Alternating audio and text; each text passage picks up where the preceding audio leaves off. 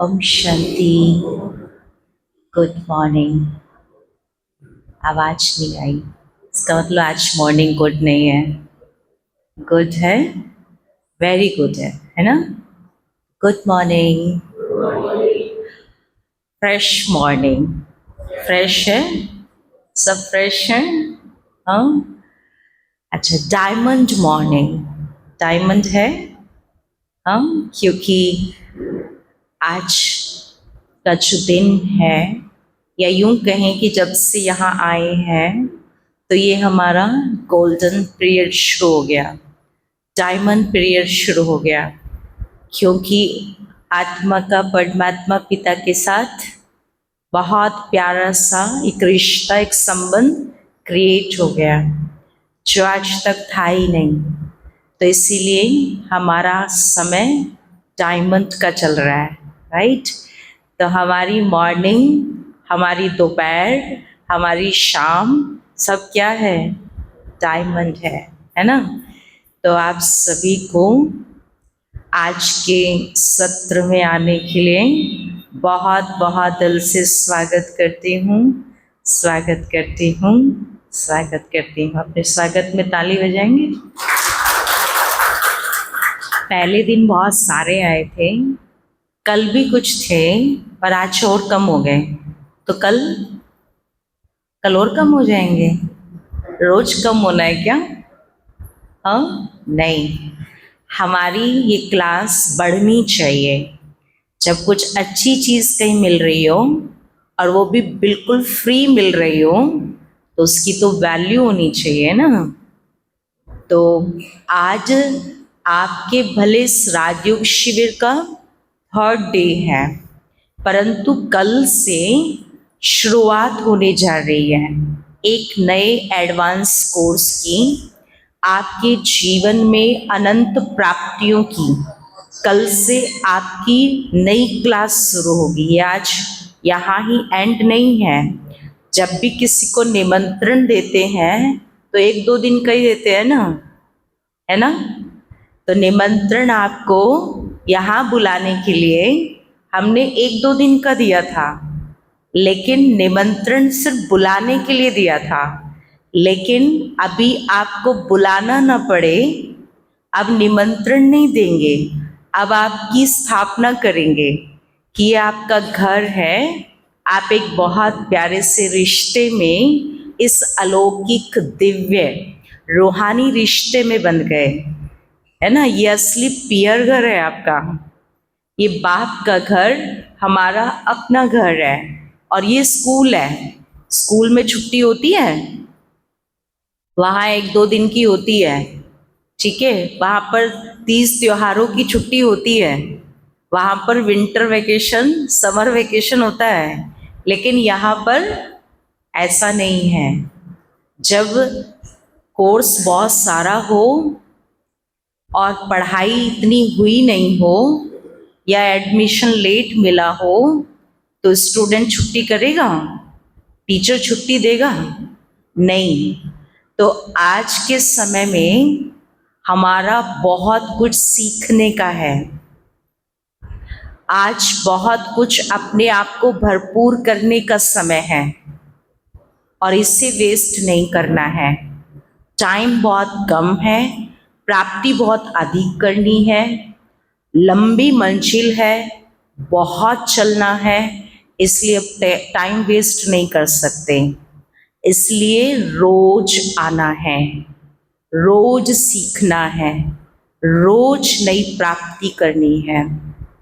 क्योंकि अब तक हमें इस स्कूल का पता नहीं था, अब तक प्राप्तियों का आधार जानते नहीं थे। तो आज से, आज आपका जो निमंत्रण था वो पूरा था, लेकिन न्यू एडमिशन, यहाँ अब स्कूल में आपका कल से एडमिशन हो गया है। आपको डेली आना है, हर रोज आना है। इस स्कूल में छुट्टी नहीं है ना। देखो, जब बाहर की दुनिया में कोई किसी को कुछ देता है तो बदले में लेता है कि नहीं लेता है। और वैसे भी आध्यात्मिकता में कहते हैं, जो गुरु लोग होते हैं ना, वो अपनी शिक्षा की दक्षिणा जरूर लेते हैं, लेते कि नहीं लेते? लेते। अच्छा, आप हमें 3 दिन पढ़ाया, उसकी दक्षिणा देंगे कि नहीं देंगे? क्या कहते हैं? लाए हो? लाए हैं? हाँ। अच्छा, कौन कौन दक्षिणा देने के लिए तैयार है, पहले ये बताओ। 2-3 बस? हाँ, बहनें तो सब तैयार है देने के लिए। हाँ, भाइयों को कुछ हो रहा है क्या? क्या क्या मांग लेंगे, क्या देना पड़ेगा? हाँ, दक्षिणा दे सकते? चलो बता देते हैं दक्षिणा। बताने के बाद डिसाइड करना कि हम दे सकते हैं या नहीं दे सकते हैं। ठीक है, दक्षिणा ले लूं? आज की क्लास के पहले दक्षिणा ले लूं? हाँ, ले लें, बता दें दक्षिणा। दक्षिणा है 1 आना। अब कहेंगे इसकी ये कहाँ से लाए? 1 आना कहाँ से ला के दें? आज के जमाने में 1 आना कहाँ मिलेगा, है ना? 1 आना है हर रोज 1 बार भगवान के इस घर में जरूर आना, रोज आना। आ सकते हैं? आ सकते हैं? ये दक्षिणा दे सकते हैं? अब जो दे सकते वो हाथ उठाओ। देखो अभी भी हाथ नहीं उठ रहे हैं। नहीं आ सकते? बहुत बिजी है क्या? हाँ, बहुत बिजी है, टाइम नहीं है। हाँ, दूरी तो सब खत्म हो जाती है जब दिल जुड़ जाते हैं, जब प्राप्ति होती है ना? आज हम वही कराएंगे आपको, आज के लेसन में वही है। जहाँ प्राप्ति होती है, कुछ मिल रहा होता है, तो वहाँ सब डिस्टेंस खत्म हो जाते हैं, मेहनत नहीं लगती है। और ये प्राप्तियाँ तो अनमोल प्राप्तियाँ हैं, इसका कोई मोल नहीं है और ये मिलेगी भी नहीं कहीं पर, है ना? तो आप सभी को अब परमानेंट आने के लिए निमंत्रण है। ठीक है, आप जहाँ रहते हैं, अब बहुत दूर पड़ता है, अब वहाँ भी रहकर शुरू कर सकते हैं। कल हम दीदी के साथ बात कर रहे थे, तो दीदी ने कहा एक वो जो कुछ दूर से आते हैं उनका ऑनलाइन सिस्टम बनाएंगे और वीकेंड पर भी आ सकते हैं। दूर वाले ऑनलाइन जुड़ें और फिर वीकेंड पर आएं। ठीक है, ऐसा हो सकता है? हो सकता है। अब हाथ उठाओ जो ये दक्षिणा दे सकता है, रोज आने की, रोज जुड़ने की, ये दक्षिणा दे सकते हैं। ठीक है, चलिए आज का जो हमारा विषय है वो है राजयोग और राजयोग से होने वाली अनंत प्राप्तियां। तो सबसे पहले हमें ये जानना है कि मुझे राजयोग की जरूरत है, मुझे मेडिटेशन करना है। मेडिटेशन क्यों करना है, मेरी क्या आवश्यकता है? देखिए, इस कर्म क्षेत्र की कल हम बात कर रहे थे कि आत्मा परम धाम से, उस ऊंचे से ऊंचे धाम से सृष्टि रंगमंच पर पार्ट बजाने के लिए, अभिनय करने के लिए आई। तो जब आत्मा आई थी तो आप यहाँ चित्र में आज देख रहे हैं, ये सृष्टि चक्र का, है ना, चित्र है और इसको स्वास्तिक भी कहते हैं। आपने हर शुभ कार्य में इसको बनाया भी होगा अपने हाथों से, देखा है इसको, स्वास्तिक को, है ना? तो स्वास्तिक क्या है और स्वास्तिक क्यों बनाते हैं? एक तरफ शुभ और दूसरी तरफ लाभ लिखते हैं, है ना? तो स्वास्तिक अर्थात सु प्लस अस्ति, तो इसका हिंदी मीनिंग है सब कुछ अच्छा। और स्वास्तिक सृष्टि चक्र का प्रतीक है। जो सृष्टि है वो एक साइकिल में चलती है, जैसे हमारे जन्म से मृत्यु तक का एक चक्र है जिसमें बचपन, जवानी, ग्रस्त और बुढ़ापा, ऐसे ही 24 घंटे का एक साइकिल है जिसमें 4 पहर डिवाइड कर दिए, सुबह, दोपहर, शाम और रात। फिर वही साइकिल शुरू हो जाता है, राइट।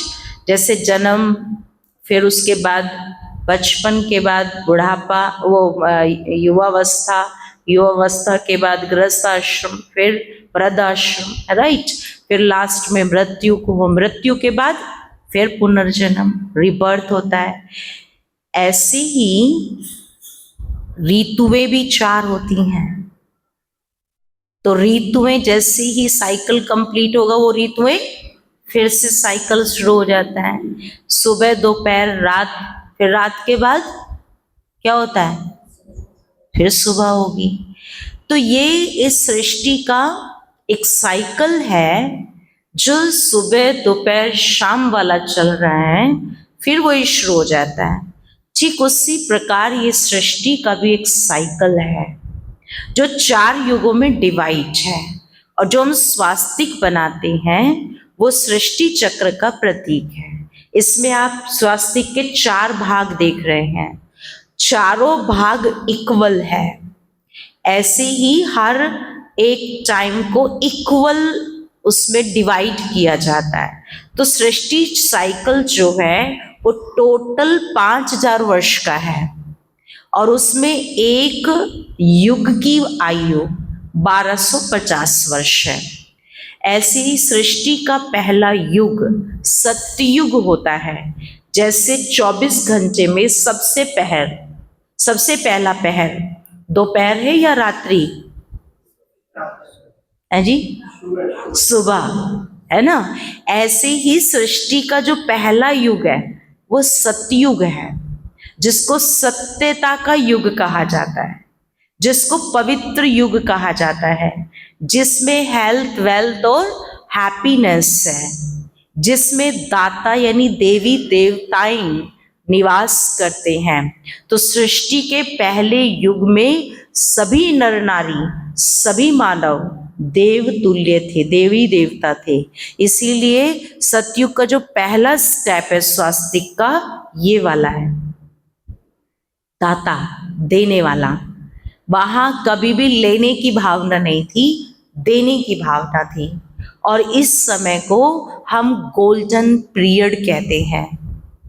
सतयुग था तो सब कुछ सतो प्रधान था, अपनी 16 कला संपूर्णता में था। लेकिन 1250 वर्ष बीतने के बाद सेकंड युग आया जो डाउनफॉल दिखाया नीचे की ओर।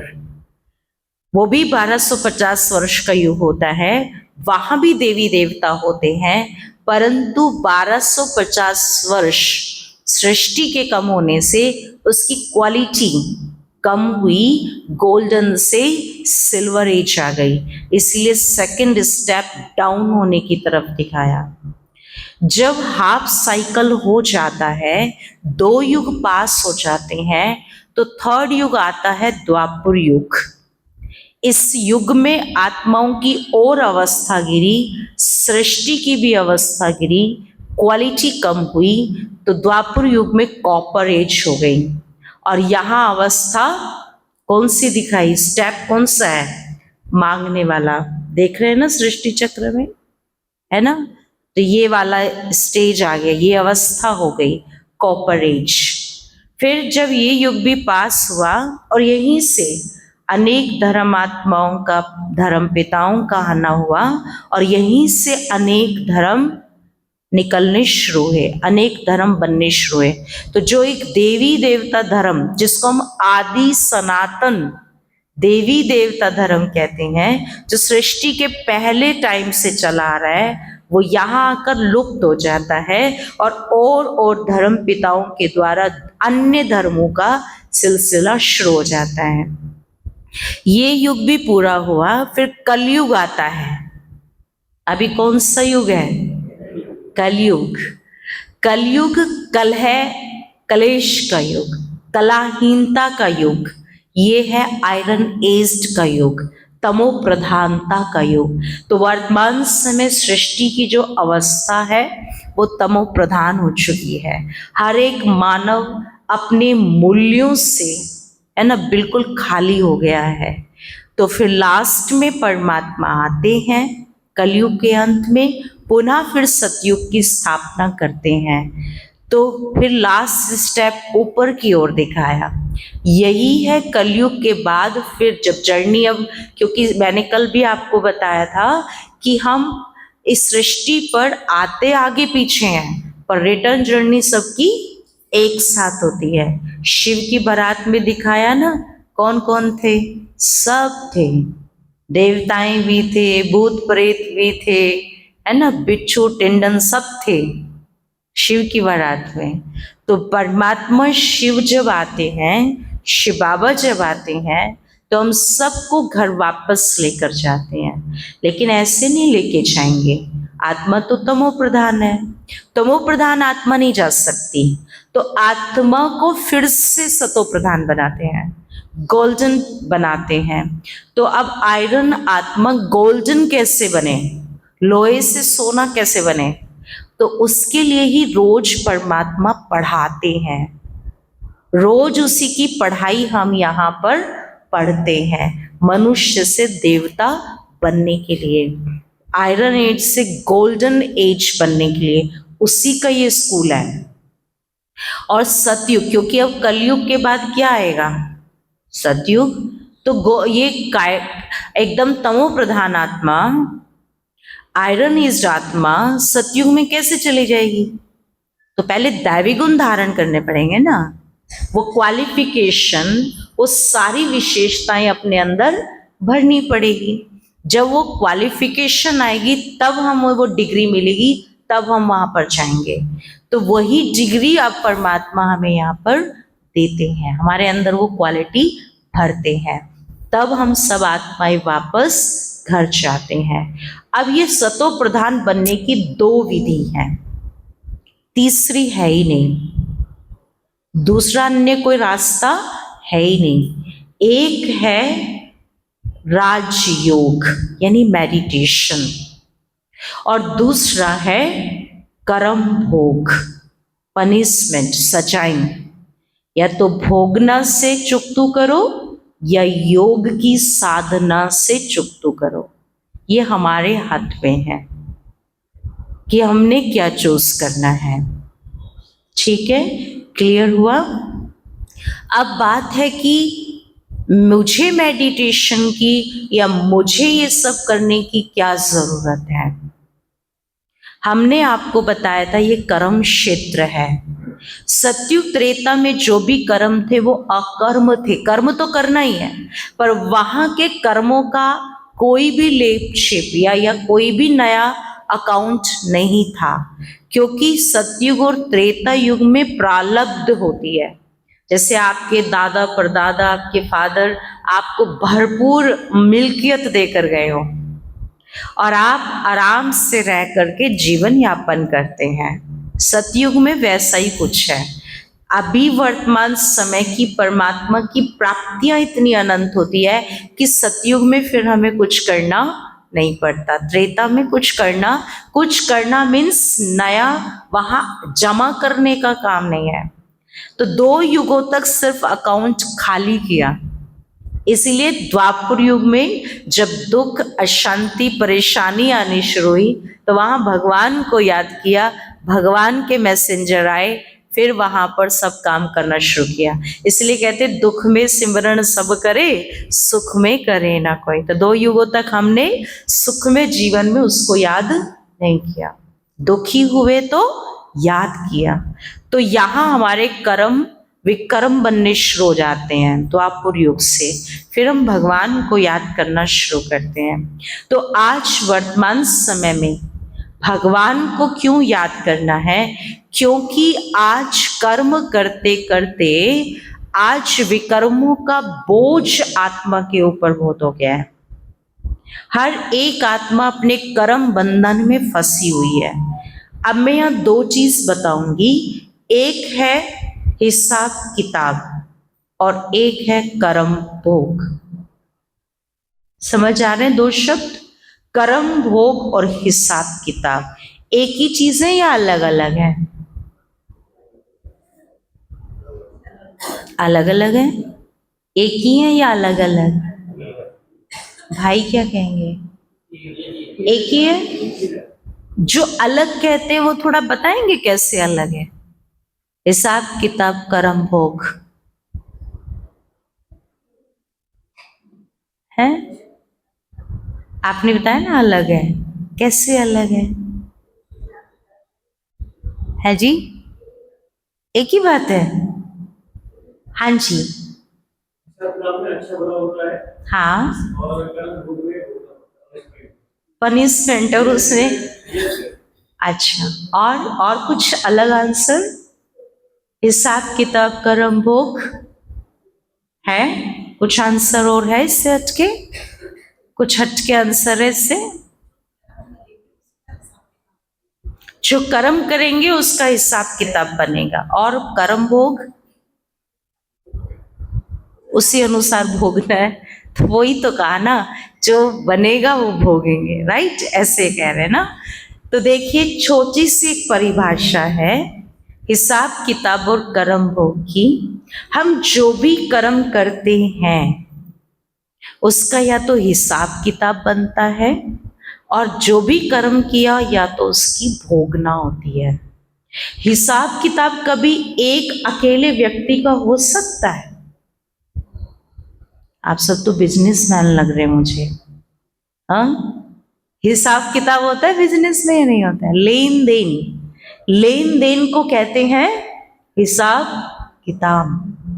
जो लिया है वो देना है। तो लेन देन को हम क्या कहते हैं? तो लेन देन अकेले का थोड़ी हो सकता है। उसमें 2, 3, 10, 25, 50 कितने भी ऐड कर लो, कितने भी व्यक्ति ऐड हो सकते हैं हिसाब किताब में। और कर्म भोग वो मेरा सेपरेट है, अकेले का है, उसे कोई भी बांट नहीं सकता, उसे कोई शेयर नहीं कर सकता। हिसाब किताब में तो जो मैंने दिया है या मैंने लिया है वो मुझे वापस मिलेगा या मुझे वो देना ही है विद ब्याज। इसका एक छोटा सा उदाहरण देती हूँ हिसाब किताब और कर्म भोग का, और ये आज वर्तमान समय में हम सब फेस कर रहे हैं। अगर आज मैं हॉस्पिटलाइज हो जाती हूँ किसी कारणवश, फिजिकली कोई प्रॉब्लम आ गई, हॉस्पिटलाइज हो गई, मैं तो हॉस्पिटलाइज हूँ, मुझे तो पता नहीं कहाँ लेके गए परिवार वाले संबंधी, कौन से हॉस्पिटल में लेके गए। अब वहाँ जो भी मेरे ऊपर खर्च होता है वो कौन करता है? परिवार वाले। अगर मैं अनमैरिड हूँ तो कौन करेगा? माँ बाप, भाई बहन, जो भी मेरे नियर बाई हैं, जिनकी भी जो भी मेरी रिस्पॉन्सिबिलिटी अपने ऊपर समझते हैं वही करेंगे, है ना? है कि नहीं? अच्छा, इतने सारे हॉस्पिटल हैं, उसी हॉस्पिटल में क्यों गई? क्योंकि उसका हिसाब किताब मेरे साथ है ना? अच्छा, मेरे माँ बाप मेरे ऊपर, भाई बहन मेरे ऊपर खर्च करते हैं, क्यों कर रहे हैं? क्योंकि मेरा उनके ऊपर बनता है, इसलिए वो मेरे खातिर खर्च कर रहे हैं, और उस हॉस्पिटल का हिसाब किताब मेरे साथ है, इसलिए मैं कारण बनी, मैं वहां का ट्रीटमेंट लेने उसी हॉस्पिटल में पहुंची जहां मुझे एडमिट किया गया, राइट? फिर अब इसको थोड़ा सा और चेंज करते हैं। मैं अब मैरिड हूं और मेरी शादी सिर्फ 1 हफ्ते पहले हुई है, अब मुझे हॉस्पिटलाइज कौन करेगा? माँ बाप, ससुराल वाले करेंगे। क्यों? अब माँ बाप नहीं करेंगे? अभी यहाँ पे रिस्पॉन्सिबिलिटी चेंज हो गई। अभी चाहे मेरे इन लॉज, उनके पास इतनी क्षमता नहीं है, वो अफोर्ड नहीं कर रहे हैं, तो भी कौन करेगा? वही करेंगे। अभी मेरे माँ बाप भी देंगे ना तो भी कहेंगे भाई हम आपको लौटा देंगे, अभी ये जो फर्ज कहो, रिस्पॉन्सिबिलिटी कहो, एक्चुअल में ये क्या है? कर्ज है। जिसको हम फर्ज कह रहे हैं, जिसको रिस्पॉन्सिबिलिटी कह रहे हैं, एक्चुअल में ये हमारा कर्ज है। जिसके ऊपर है वही सामने आएगा, वही निमित्त बन करके हेल्प करने के लिए आ जाएगा। क्यों? क्योंकि उसके पास मेरा है। ठीक है, तो इस तरह से हिसाब किताब संबंध के आधार से हम करने के लिए सामने आते हैं। चलिए, मेरे घर वालों ने मेरे ऊपर बहुत अच्छे से सब किया, अच्छे हॉस्पिटल में एडमिट किया, अच्छे डॉक्टर को उन्होंने हायर किया और सब फैसिलिटीज मुझे हॉस्पिटल में मिल रही है, बेस्ट ट्रीटमेंट मिल रहा है। लेकिन उस ट्रीटमेंट के दौरान जो मुझे फिजिकली प्रॉब्लम हो रही है या मेंटली प्रॉब्लम हो रही है, क्या उसमें मेरे परिवार वाले या मेरे डॉक्टर थोड़ा सा शेयर कर सकते हैं? नहीं करेंगे। आज मैं पूरी रात नहीं सोई, दर्द के मारे पूरा दिन नहीं सोई, कुछ खाया नहीं जा रहा है। मेरा जो सबसे नजदीक मुझे बहुत प्यार करने वाला मेरा संबंधी मुझे कहे कि चल 1 घंटे के लिए मुझे दे दे और तू आराम कर ले, हो सकता है? क्या कहते हैं? क्यों नहीं कर सकते? क्यों नहीं कर सकते? क्योंकि मेरी जो कर्म की भोगना है वो मुझे ही भोगनी पड़ेगी। वो मुझे सहानुभूति दे सकते हैं, मेरे पास खड़े हो सकते हैं, मुझे हिम्मत दे सकते हैं, मेरे लिए बेस्ट टू बेस्ट साधन प्रोवाइड कर सकते हैं, पर वो मेरे दर्द को नहीं बांट सकते। ये है कर्म भोग जो भोगनी है। और आज हम देख रहे हैं अनेक प्रकार की भोगनाएं, चाहे वो फिजिकली है, मेंटली है, फाइनेंशियली है, सामाजिक है, अनेक प्रकार की है जो हमारे ऊपर समय प्रति समय प्रेशर फील कराती हैं, स्ट्रेस में आ जाते हैं। तनाव होता है कि नहीं होता है? बहुत नेगेटिव हो जाते हैं, और इतने नेगेटिव कि आज व्यक्तियों को सिचुएशन को हैंडल करना तो छोड़ो, फेस करना भी मुश्किल हो जाता है, और फिर शरीर को छोड़ना सहज लगता है, सुसाइड कर लो, खत्म। लेकिन वो तो और भी बड़ी सजा हो जाती है, और भी बड़ी पनिशमेंट है। इसलिए परमात्मा कहते हैं कि एक और सहज रास्ता है, और वो है राजयोग का। तो कर्म इस हिसाब किताब में साइकिल में आके बहुत जन्म जन्मांतर के हिसाब किताब बना लिए, कार्मिक अकाउंट बना लिया। अब उसको सिर्फ और सिर्फ एक विधि से हम क्लियर कर सकते हैं, वो है राजयोग की विधि। तो आज हम आपको राजयोग बताएंगे कि ये राजयोग है क्या। इसका पूरा नाम है सहज राजयोग। जब हम योग की बात करते हैं तो लोगों के मस्तिष्क में, ब्रेन में बहुत सारे प्रकार के योग आ जाते हैं, पर ये जो हम यहाँ राजयोग की बात कर रहे हैं, ये सहज है। इसको हर व्यक्ति का, हर एज का व्यक्ति, हर वर्ग का व्यक्ति, हर परिस्थिति और स्थिति में रहने वाला व्यक्ति कर सकता है। जिसको सब कुछ करना आता हो वो ये योग है, इतना सहज योग है। इसमें कोई फिजिकली क्रिया नहीं है, कोई मंत्र जाप नहीं करना है, कोई इसमें क्रियाएं, कोई माला जपना, ये सब कुछ इसमें नहीं है। ये है सहज राज योग। अब यहाँ राज शब्द जुड़ा है। राज क्या है? यहाँ भी राज के 3 मीनिंग है। एक राज है रहस्य, सस्पेंस। इस मेडिटेशन कोर्स में आपको बहुत सारे रहस्य खुल जाते हैं। क्वेश्चन मार्क खत्म, पहेलियां खत्म, सारे राज क्लियर। फिर दूसरा राज का मतलब है नियंत्रण, कंट्रोलिंग पावर। तो यहां हमें अपने मन बुद्धि, अपने संस्कारों पर संपूर्ण रूप से नियंत्रण करना चाहता है। तो यहाँ हमें नियंत्रण यानी हम यहाँ अपने ऊपर संपूर्ण रूप से सहज नियंत्रण कर लेते हैं, ठीक है। और एक राज जो हमें राजाओं का राजा, भविष्य में सतयुग में देव पद दिलाता है, राजाओं का राजा भी बनाता है, ये ऐसा योग है। अब इस योग का क्या मीनिंग है? जैसे किसी चीज के अलग होने को वियोग कहते हैं, मिलन को, संबंध को योग कहते हैं। तो जो राजयोग है, ये राजयोग ये आत्मा और परमात्मा का मिलन है, आत्मा का परमात्मा के साथ योग है। अब कई लोग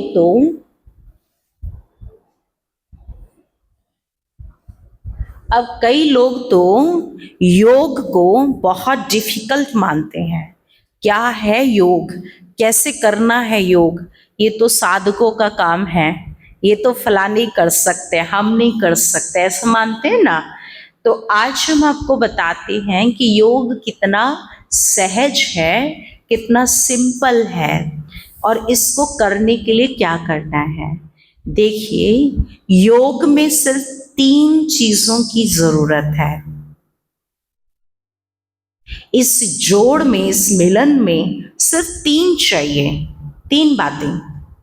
और वो 3 बातों में पहला है साधक, यानी जिसको मेडिटेशन करनी है, और दूसरा है साध्य, जिसके साथ मुझे जुड़ना है, जिसको साधना है, और तीसरा है साधन। तीसरा है साधन। और साधन क्या है इस राजयोग में? मन बुद्धि। मन बुद्धि ये हमारा साधन है। मेडिटेशन मुझे करना है, मन आत्मा को करना है। किसको साधना है? शिव बाबा ज्योति बिंदु परमात्मा को साधना है। किसके थ्रू साधना है? साधन क्या है? मन और बुद्धि। मन और बुद्धि के द्वारा उसको साधना है। इसलिए हाथों से कुछ नहीं करना, मुख से कुछ नहीं करना, कर्मेंद्रियों से कुछ नहीं करना। इस दुनिया में एक सबसे बड़ा फंडा है, सबसे बड़ी क्लियरिटी ये है कि जब हम किसी के साथ कनेक्ट होते हैं तो हमें उसकी सारी बातें जो स्मृति में इंस्टॉल है वो अपने आप उसके साथ हमें जोड़ देती है। इस दुनिया में कई प्रकार के योग हैं। एक है भौतिक योग, दूसरा है आध्यात्मिक योग, तीसरा है अलौकिक योग, पारलौकिक योग जिसको हम कहते हैं। तो जब हम देह दे के, संबंध दे के, पदार्थ दे के, अनेक चीजों में हमारी मन बुद्धि चल रही होती है तो वो भौतिक योग है। दूसरा है कौन सा योग? आध्यात्मिक योग। जब आप पूजा पाठ है ना, कोई भी कर्म कांड कर रहे हैं तो उस टाइम आपका योग कौन सा है? कौन सा योग है? आध्यात्मिक। और जो तीसरा योग है अलौकिक, डिवाइन, दिव्य योग, पारलौकिक योग, ये है देह से डिटैच, देह के पदार्थों से डिटैच, मन बुद्धि का संपूर्ण योग, संपूर्ण कनेक्टिविटी उस पावर के साथ जो देहिक बिल्कुल नहीं है, देह की दुनिया से परे परम धाम में रहता है।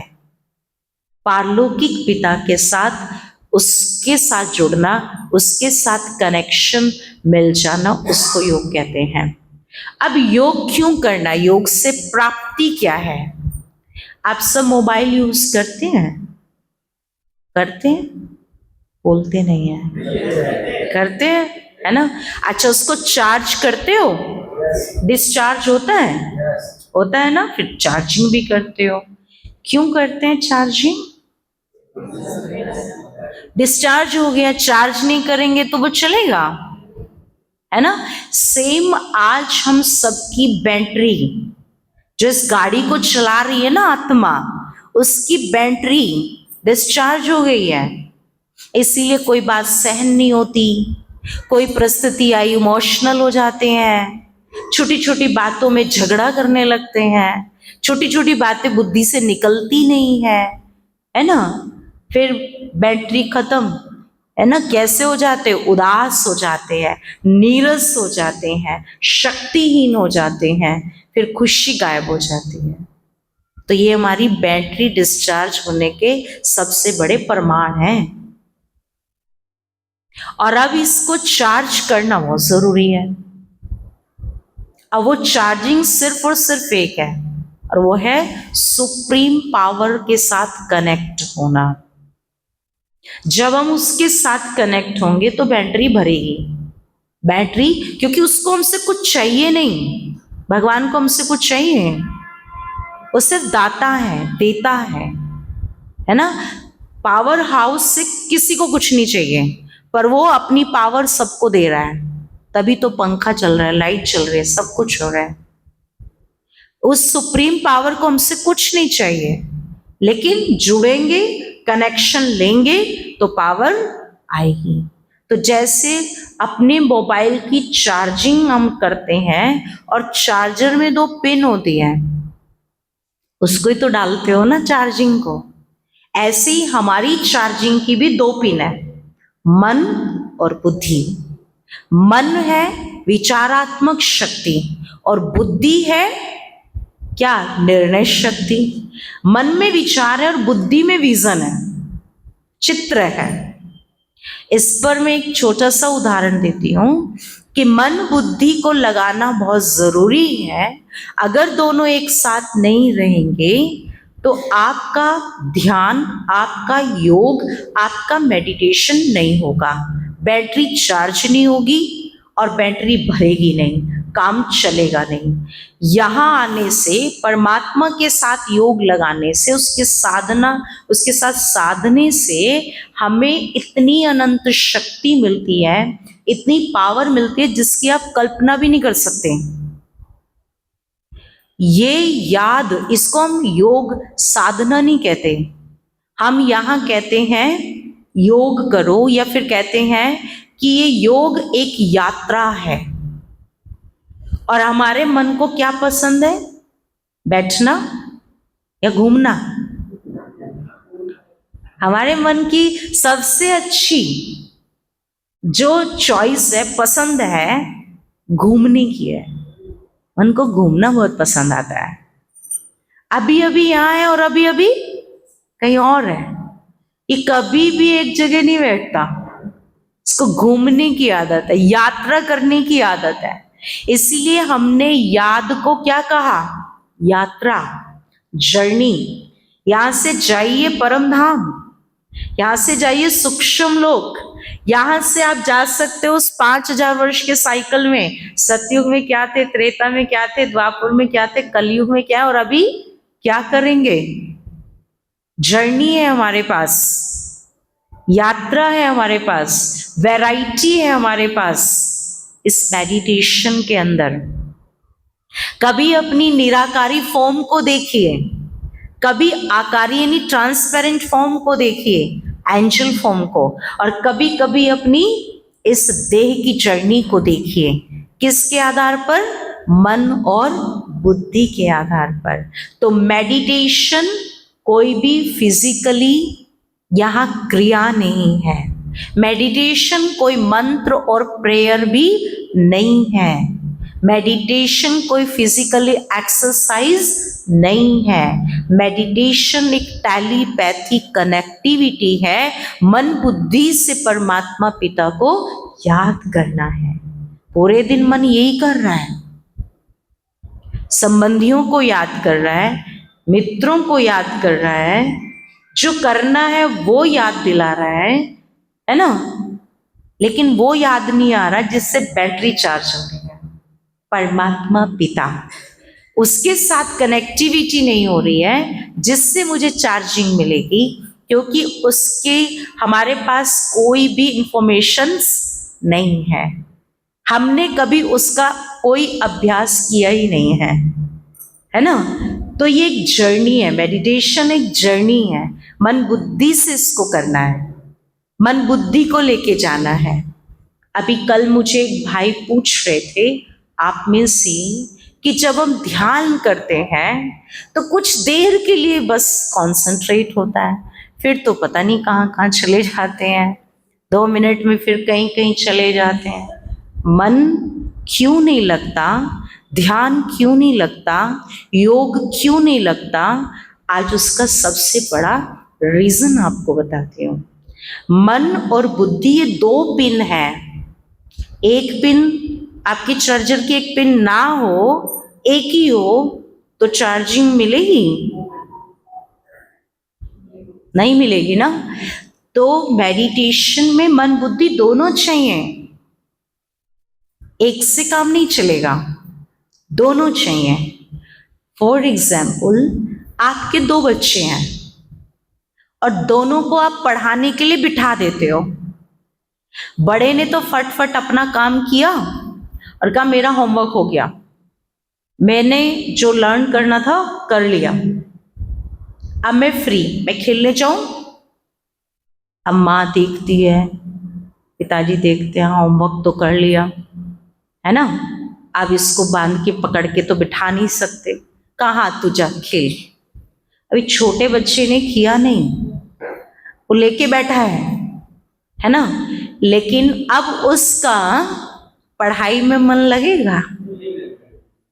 लगेगा? क्यों नहीं लगेगा?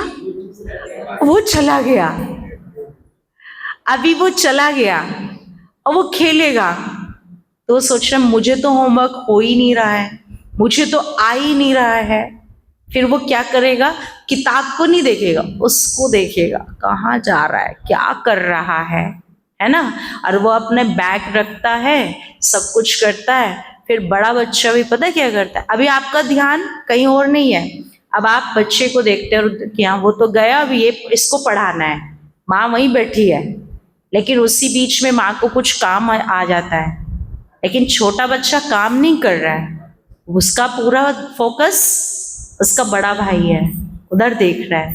फिर माँ आती है, कहती है अरे काम करना, ऐसे छुट्टी नहीं मिलेगी, जब तक आप उठ ही नहीं सकते, जब तक आप ये काम कंप्लीट नहीं करेंगे। अभी वो बोल भी नहीं सकता थोड़ी देर में कर लूंगा, खेलने के लिए दे दो, है ना।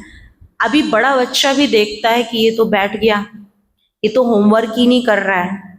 अभी बड़ा बच्चा भी किसके साथ खेले? उसको खेलने के लिए कौन चाहिए? उसको छोटा बच्चा चाहिए, छोटा भाई चाहिए। अभी छोटा भाई फंस गया, अभी उसको माँ उठने नहीं दे रही है, और बड़े बच्चे को भी खेलने के लिए कोई चाहिए। तो बड़ा बच्चा पता क्या करता है, साइड में दूर से उसको बैट और बॉल दिखाता है, आजा खेलेंगे, दिखाता है ना।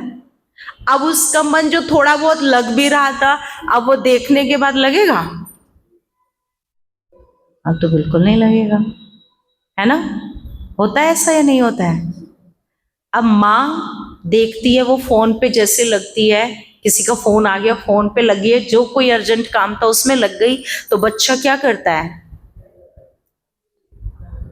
भाग जाता है ना।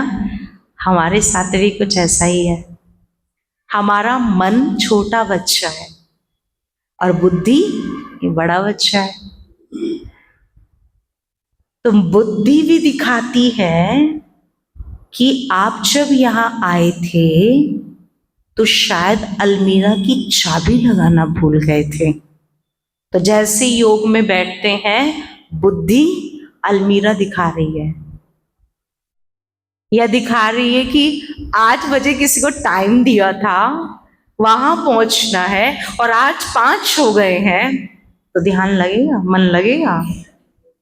क्योंकि बुद्धि मन को क्या दिखा रही है? अलमीरा, जिसको टाइम दिया है वो, या आज आपने किसी को कुछ कह दिया वही व्यक्ति आ जाएगा? कि अब पता नहीं वो मिलेगा तो क्या बोलेगा, क्या करेगा, क्या होगा। नहीं, तो सारा क्या चलता है, वही चलता है। तो बुद्धि दिखा रही होती है और फिर मन, चाहे यहाँ कमेंट्री चल रही हो, गीत बज रहा हो, कितना अच्छा सेशन चल रहा हो, तो मन क्या करता है, चला जाता है। कहाँ, जो बुद्धि दिखा रही है। बच्चे को दिखाया ना बैट बॉल, बड़े वाले ने, तो छोटा चला गया उसके पीछे। ऐसे मन एक छोटा बच्चा है जो बुद्धि दिखाती है, चला जाता है उसके पीछे। मन नहीं रुकता, फिर मन नहीं बंधता। तो मन और बुद्धि, ये जो दो साधक, जो मेरी साधना के साधन हैं, इनको एक साथ होना बहुत जरूरी है। इसलिए पहले मुझे अपनी बुद्धि के विजन को क्लियर करना है। इसलिए कहते हैं कि छोटे को पढ़ाना हो तो बड़े को बिठाओ। छोटे को बड़ा छोटे को देख के आप ही सीख जाता है, आप ही करता है। आप लोगों ने घर में देखा, बड़ा कब पढ़ने बैठता है तो छोटा अपने आप कुछ उठा लाता है पढ़ने के लिए। आप कहते नहीं है पढ़ो, चलो तुम भी किताब लाओ। ये बड़े को देखता है तो छोटा अपने आप करता है। तो मन तो वही करेगा जो हमारी बुद्धि में होगा। तो बुद्धि में विजन क्लियर हो, अपने को साधना करनी है। मुझ साधक आत्मा को अपने उस पिता परमात्मा को याद करना है, क्योंकि यही पल है जो विकर्म विनाश करने हैं, हिसाब किताब चुकतू करने हैं। यही हिसाब किताब चुकतू करने का समय है। अगर नहीं किए तो फिर सजाएं हैं, धर्मराजपुरी है। इसलिए अपने आप से ये चीजें मुझे खुद ही ठीक करनी है। और पता है, जब हम योग लगाते हैं, जब हम मेडिटेशन करते हैं, तो उस मेडिटेशन की जो विधि है, वो विधि है, देखिए हम सब अब देह में है, आत्माएं देह में है ना, और परमात्मा देहधारी है। भगवान कैसा है, निराकार है, ज्योति बिंदु है ना। तो ज्योति बिंदु को जब याद करना है तो सबसे पहली स्मृति मुझे अपनी वही ज्योति बिंदु स्थिति में स्थित होना है, वही स्मृति लानी है, वही बनना है। वो बनेंगे तब वहां पहुंचेंगे। जैसे एक और एग्जाम्पल देती हूँ लाइट का। जब हम अपने घर की पूरी वायरिंग कर लेते हैं तो हम क्या करते हैं, अपने घर की केबल को बाहर जो सप्लाइंग लाइन जा रही है उसके साथ कनेक्ट करते हैं कि नहीं करते हैं, है ना।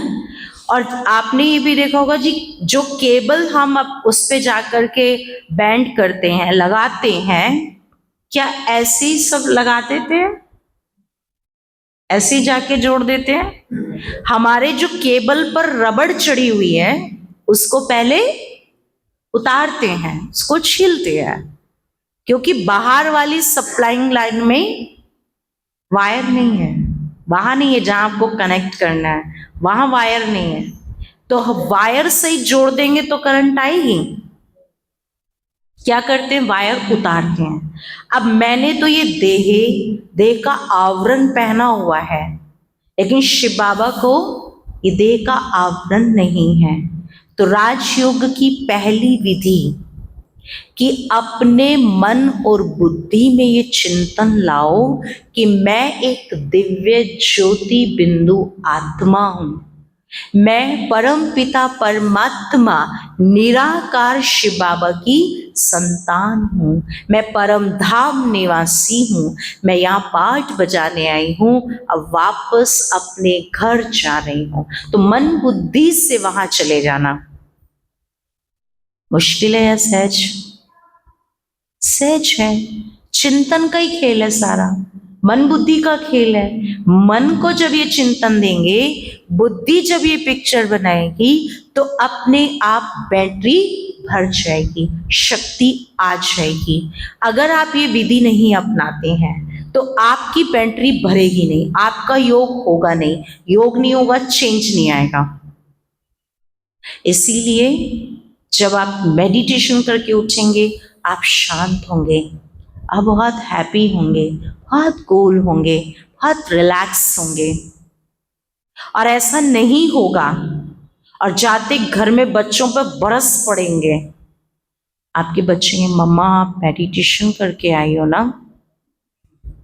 आप अभी मेडिटेशन सीखने गए थे ना, थोड़ी तो शांत रहो, थोड़ी देर तो शांत रहो। बच्चे को भी पता है आप मेडिटेशन किस लिए कर रहे थे, आप मेडिटेशन क्यों सीखने गए थे। शांत यानी क्रोध को जीतने के लिए गए थे, सब कुछ अच्छा करने गए थे और वो अच्छा कर नहीं रहे हो, तुरंत आपको टोक देंगे। और जिस दिन आप ऐसे उनको दिखने लगेंगे, अपने के आप कहेंगे मम्मा बहुत अच्छी जगह जा रहे हो, आपके अंदर चेंज दिख रहा है, पापा रोज जाया करो। और जिस दिन नहीं जाएंगे ना, आज मम्मी क्यों नहीं गई, आज पापा क्यों नहीं गए, रोज जाया करो ना, आप जब वहां जाते हो अच्छी अच्छी बातें करते हो, आप बहुत कूल रहते हो। होता है कि नहीं? क्योंकि उनको भी पता है कि ये मेडिटेशन क्यों किया जाता है, ये साधनाएं क्यों होती हैं, सबको पता है ना। तो कहने का भाव है जब हम साधक सही साध्य करेंगे, सही साधन द्वारा करेंगे, तो मुझे अनंत प्राप्तियां अवश्य होंगी। और यहाँ आप जो देख रहे हैं चित्र में, अष्ट शक्तियों की प्राप्ति। इसके पहले एक चीज दिखाती हूं, इसमें तो विचारों का वो चित्र इसमें नहीं है, पर एक आपने देखा होगा साइंस के अंदर एक एक्सपेरिमेंट कराते हैं कि सूर्य की किरणों में जब हम एक लेंस रखते हैं और नीचे पेपर या घास होती है, तो कंटिन्यू जब रेज पड़ती है सूर्य की, तो नीचे उसकी अग्नि का रूप बन जाता है और घास या पेपर जल जाता है। और देखिए ना, जब रेज आती है दिखती है क्या, नहीं दिखती है, लेकिन जो किरणें अंदर पड़ रही है ना घास पे या पेपर पर, वो जल रहा है, वो दिख रहा है, दिखता है ना। सोलर सिस्टम क्या है, वही है ना, ऊर्जा ले रहा है, बिजली बना रहा है, वो यूनिट बन रही है। ठीक उसी प्रकार परमात्मा पिता से जब मेरा रोज राजयोग होगा, रोज मिलन होगा, तो रोज मेरे अंदर प्राप्ति होगी, पावर भरेगी। और उसका सबसे बड़ा प्रूफ कि हमारे अंदर की सारी कमी कमजोरियां विनाश हो जाएंगी, वो खत्म हो जाएंगी, जल जाएंगी।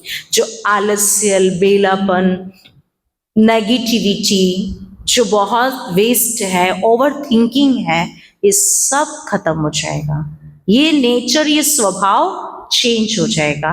और ये सिर्फ और सिर्फ मेडिटेशन के अभ्यास से होता है। मेडिटेशन से प्राप्त होने वाली ये अष्ट शक्तियां आप देख रहे हैं। पता है शक्ति क्या होता है? शक्ति किसको कहते हैं? जहां गुणों का समूह होता है, जहां अनंत गुण मिल जाते हैं, वो गुण शक्ति बन जाते हैं। आपकी क्वालिटी आपकी पावर है, आपकी शक्ति है। ऐसे ही हमने कल आपको बताया था कि आत्मा एक एनर्जी है, आत्मा एक शक्ति है और उसके अंदर अनंत गुण, अनंत शक्तियां हैं। प्रेम की शक्ति, सुख की शक्ति, आनंद की शक्ति, शांति की शक्ति, पवित्रता की शक्ति, ज्ञान की शक्ति, ये आत्मा के अंदर ऑलरेडी है। और जब हम इन चीज़ों को यूज करते हैं, उसके यूज टू हो जाते हैं, तो हर काम में सही डिसीजन, सही कार्य करने की समझ हमें आ जाती है। मुख्यतः हमारे जीवन में 8 शक्तियों की हमें विशेष आवश्यकता होती है। आपने अभी अपने अपने घरों में नवरात्रे मनाए ना? नवरात्रे मनाए या नहीं मनाए, है ना? तो जो दुर्गा माँ है उसको कितनी भुजा दिखाते हैं? अष्टभुजा, 8 भुजा दिखाते हैं ना। उसको 8 पाँव क्यों नहीं दिखाए? 8 मुख क्यों नहीं दिखाए, सिर्फ हाथ क्यों दिखाए? ये शक्ति का प्रतीक है, ये कर्म का प्रतीक है। तो जब हम अपने कर्म क्षेत्र पर अपनी दिव्य शक्तियों के साथ कर्म करते हैं तो हमारा स्वरूप वही दुर्गा स्वरूप होता है। दुर्गा मीन्स दुर्गुणों का संहार करने वाली, अपने जीवन से सब बुराइयों का विनाश करने वाली। तो ये वो दिव्य अष्ट शक्तियां हैं जिसके आधार पर हमारा जीवन दिव्य बन जाता है, देव तुल्य बन जाता है। वो अष्ट शक्ति है, पहली इस चित्र में दिखाई है समेटने की शक्ति, पर मैं समेटने से पहले लूंगी सहन शक्ति, है ना। जीवन में बहुत बातें आती हैं जब हमें सहन करना होता है। कई लोग मजबूरी से करते हैं, करते जाते 10 बार 20 बार करेंगे और फिर 21वीं बार बड़ा बम बन के फट जाएंगे। बहुत सहन कर लिया, बस अब नहीं। ये सहन करना नहीं, ये दबना होता है, ये प्रेशर होता है। इसको सहन करना नहीं कहते। सहन करना होता है प्यार से, सहन करना होता है दया भाव से, सहन करना होता है अपनेपन की भावना से। आपने लौकिक संबंध में देखा होगा, जब हम जैसे इसमें दिखाया है कि वृक्ष को एक व्यक्ति क्या कर रहा है, पत्थर मार रहा है ना, उसके फल तोड़ रहा है या उसको आहत कर रहा है। लेकिन वृक्ष कभी भी पत्थर मारता है? नहीं मारता। वो रिटर्न में क्या देता है? फल, क्योंकि उसके पास पत्थर नहीं है, फल है, तो फल ही देगा, पत्थर तो नहीं देगा। जिसके जीवन में शांति है, प्रेम है, आनंद है, वो क्या देगा? वही देगा। तो जब हम यहाँ आते हैं, परमात्मा के साथ योग लगाते हैं, तो परमात्मा की शांति, आनंद, प्रेम, वो सब क्वालिटी, वो सारे गुण हमारे अंदर आते हैं और रिटर्न में हमसे दूसरों के पास भी वही जाता है, पत्थर नहीं आता। फिर दुर्भावनाएं नहीं आती, बैड फीलिंग्स नहीं जाती फिर हमारे पास से उनके पास, शुभ भावना जाती है ना। जैसे एक माँ के 2 बच्चे हैं और अगर वो अच्छा ना करे तो माँ तो बहुत दर्द में आ जाएगी, पेन में आ जाएगी, है ना। आती है क्या? आती है, लेकिन फिर भी बच्चों के प्रति उसकी एक ही भावना होती है, दया भाव। चेंज हो जाएगा, प्रेम होता है, बदल जाएगा, ठीक हो जाएगा। उसकी वो भावना अंत तक खत्म नहीं होती है। और इसी आधार पर वो क्या करती है? सहन करती है, सहन करती है। इस पर एक छोटा सा उदाहरण और देती हूँ। जीसस क्राइस्ट को आपने देखा होगा, जीसस क्राइस्ट को क्रॉस पे चढ़ा दिया, जिंदा या मुर्दा? जिंदा। यहूदियों ने कितना उसके साथ गलत किया, लेकिन जीसस क्राइस्ट ने क्या कहा? यहूदियों को नहीं पता ये क्या कर रहे हैं, इनको समझ ही नहीं है कि ये क्या कर रहे हैं। मुझे इनसे कोई गिला शिकवा नहीं है, मैं इनको दिल से माफ करता हूं, मुझे इन पर दया आ रही है। तो यीशु को उनके ऊपर दया आई, यीशु को उनके ऊपर प्यार आया और उन्होंने उनको माफ कर दिया। तो उनका दिया हुआ कष्ट उसने प्यार से सहन कर लिया। तो देखिए, सबसे ज्यादा आहत या सबसे ज्यादा परेशान हम किससे होते हैं? अपनों से होते हैं। तो अपनों को सहन करना, अपनों के साथ इस प्रकार से मुश्किल से रहना नहीं होता है। अपनों के बीच में प्यार है, अपनों के साथ दया है, अपनों के साथ करुणा है।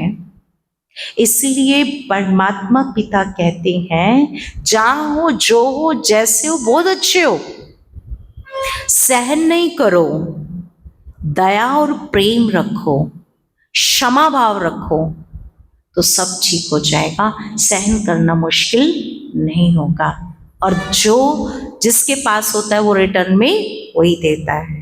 तो हमारे पास दया है, प्रेम है, करुणा है, अपनापन है। जब आप वो देंगे तो उनका जो भी आ रहा है वो आपको पेन नहीं देगा। तो सहन शक्ति इन गुणों के आधार से हमारे अंदर आ जाएगी। और इसके साथ एक और शक्ति कनेक्टेड है, वो है समाने की शक्ति। सहन तो कर लिया, समाया नहीं तो 10वें दिन निकल पड़ेगा। तो सागर की तरह विशाल दिल बन जाओ। सागर में क्वालिटी है, जो आता है सब समा लेता है, पर अपने अंदर कुछ नहीं रखता, सेकंड पल किनारे पे कर देता है, साइड। ऐसे ही सारी जितनी भी जीवन में परिस्थितियां आ रही हैं, ऊपर उतराव चढ़ाव आ रहा है, सबको संभालो। लेकिन ऐसे नहीं समाया जाता है। जैसे सागर विशाल होता है ना, ऐसे विशालता चाहिए, हृदय की विशालता। जैसे डेप्थनेस सागर में है, ऐसी ही गंभीरता, ऐसी ही डेप्थनेस हमें चाहिए लाइफ में। जब तक आप गंभीरता को, विशाल हृदय को नहीं लाएंगे, ये क्वालिटी नहीं आएगी, तो सहन करना, समाना मुश्किल होगा। तो ये परमात्मा की वो सर्व शक्तियां हैं जो हमारे अंदर ऑलरेडी हैं। चार्जिंग करना है, जो अव्यवस्थित हो गई है व्यवस्थित करना है। चार्जिंग क्या है? हमारा कार्बन डिस्टर्ब हो जाता है, खत्म हो गया कार्बन, वो केमिकल नहीं बन रहा है, कार्बन आ गया है। फिर हम क्या करते हैं, उस बैटरी की कार्बन हटाते हैं, है ना, फिर उसको चार्जिंग पे लगाते हैं, बैटरी बढ़ जाती है। तो ये जो व्यर्थ है, नेगेटिव है, इसका उसका बहुत सारा जो अव्यवस्थित हो गई है, एनर्जी जो वो हो रही है, फैल गई है, उसको फिर से करना है, कार्बन हटाना है लाइफ का। वो अशुभ भावनाएं निकालनी है अपने अंदर से, वो नेगेटिव भाव निकालने हैं अपने अंदर से, तो बैटरी भरने लगेगी। ये योग परमात्मा के साथ कनेक्टिविटी हमारी बैटरी को भर देगा। ठीक है, ऐसी ही नेक्स्ट स्टेप, परखने की शक्ति, निर्णय करने की शक्ति। लाइफ में परख शक्ति बहुत चाहिए, नहीं चाहिए कि नहीं चाहिए? परख शक्ति तो बहुत है हमारे पास, परख लेते हैं ये ठीक है या नहीं है, इसके साथ डीलिंग होगी कि नहीं होगी, फायदा है या नहीं है, परख तो लेते हैं, पर निर्णय नहीं कर पाते, करना चाहिए या नहीं करना चाहिए, करें तो कैसे करें, निर्णय शक्ति का अभाव हो जाता है। ये एक दूसरे से कनेक्टेड हैं, शक्तियां एक दूसरे से जुड़ी हुई हैं। तो परख शक्ति के लिए हमें यहाँ परमात्मा कहते हैं, जैसे एक जोहरी के पास परखने के लिए कसौटी होती है, परख लेता है, ऐसे हमारे पास भी परख शक्ति चाहिए, और उसके लिए चाहिए पारदर्शी बुद्धि, दूरादेशी बुद्धि। और ये जब हम रोज रोज ये सुविचार सुनते हैं, जब हम ये ज्ञान की बातें सुनते हैं, अपनी लाइफ का पार्ट बना लेते हैं, लाइफ ऑफ पार्ट हो जाता है ना ये ज्ञान, रोज का मेडिटेशन, तो हमारी बुद्धि दिव्य बनने लगती है, पारदर्शिता हो जाती है, दूरादेशी हो जाती है, परख शक्ति आ जाती है। और जब परख शक्ति है तो निर्णय शक्ति भी सही आएगी, सही टाइम पर सही डिसीजन, सही बेनिफिट। और उसके लिए भी लाइफ में 2 गुण चाहिए, जैसे तराजू के, है ना, निर्णय में 2 तराजू के 2 पलड़े इक्वल दिखाते हैं, और जब 2 पलड़े इक्वल होते हैं तो कांटा क्या होता है, सीधा होता है। और ये एकाग्रता की प्रतीक है। सीधा। मेरा कनेक्शन बुद्धि का जब सीधा वहां होगा ना, उस सुप्रीम पावर के साथ, जब मेरा फोकस वहां होगा, तो लाइफ में संयम होगा, नियम होगा, बैलेंस होगा। कभी खुशी कभी गम वाला नहीं, कभी लाभ कभी हानि वाला नहीं, कभी जय कभी पराजय वाला नहीं। संतुलन, संयम, नियम। तो नियम बना लो कि जब मैं अपने लाइफ के 23 घंटे वहां दे सकता हूं, तो 1 घंटा मैं अपने जीवन को सुव्यवस्थित होने के लिए भी दे सकता हूं। और जब आप 1 घंटा यहां आकर अपने आप को चार्ज करेंगे, तो गारंटी है, 100% गारंटी है। आज के समय में कोई अपनी गारंटी किसी चीज का लेता नहीं है। एक भगवान ही है जो गारंटी लेता है कि आपने ये किया तो 100% आपको इसका बेनिफिट मिलेगा। तो 1 घंटा प्रतिदिन अपने आप के लिए निकालिए। 24 घंटे दे दे के कारोबार को देख के देख लिया, क्या मिला, क्या मिल रहा है। अब आपकी चॉइस है, 1 घंटे में अनंत प्राप्तियां आप कर सकते हैं। यह आपका निर्णय है, ये आपका डिसीजन है, ये आपकी बुद्धि लेगी, ये आप करेंगे। ये है हमारी परख शक्ति के साथ सही डिसीजन, सही निर्णय, सही बेनिफिट लाइफ में लेना, है ना। अभी टाइम हो गया है, ये शक्तियां यहीं ड्रॉप करती हूँ। आपको आगे इसको कंटिन्यू करके ये सर्व शक्तियां क्या है और इनको जीवन में, क्योंकि ये सर्व शक्तियां चाहिए और इन शक्तियों के आधार पर ही हम सब कुछ प्राप्त कर सकते हैं, है ना। तो अभी हम 2 मिनट मेडिटेशन करेंगे, फिर हमारे आदरणीय दीदी आपसे मिलेंगी, उनके आशीर्वचन आपको मिलेंगे और आगे की जर्नी आपको कैसे कंटिन्यू करनी है। जो दूर से हैं वो टेलीफोन यानी ऑनलाइन जुड़ेंगे और उसके बाद आप यहाँ रेगुलर जुड़ करके कैसे यहाँ की रोज की होने वाली प्राप्तियों को लाइफ में कर सकते, क्योंकि अभी सिर्फ आपको टच किया है ना। अभी तो ड्राइविंग सीट पे बिठाया है, सिर्फ बताया है यहाँ क्लच है, यहाँ ब्रेक है, यहाँ एक्सीलेटर है, यहाँ स्टीयरिंग है, यहाँ गियर है। अभी आपके हाथ में कुछ आया नहीं है, अभी सीखना है। सीखने के बाद प्रैक्टिस है ना। तो और सीखना है प्लस प्रैक्टिस करनी है, परफेक्ट ड्राइवर बनना है इस जीवन की जर्नी का। ठीक है, करेंगे। तो अभी दीदी भी आएंगे, तब तक 2 मिनट योग करते हैं, मेडिटेशन। तो हमारी मन और बुद्धि जिसकी 2 साधन है परमात्मा पिता को साधने के लिए, तो उसके आधार पर अभी हम अपनी इस जर्नी को करेंगे। ठीक है, ओम शांति।